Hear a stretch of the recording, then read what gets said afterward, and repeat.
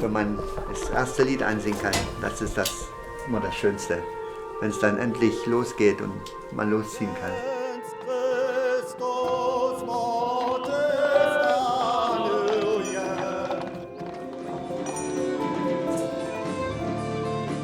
Also, Sorbisch ist unsere Muttersprache, wir sind so aufgewachsen. Gesungen wird bei uns das ganze Jahr über. Man geht hier noch regelmäßig zum Gottesdienst und so singt man eigentlich von klein auf.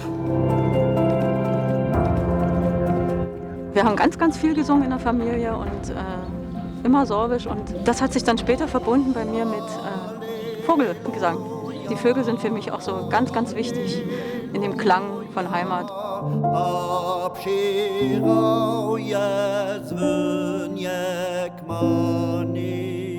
Halleluja.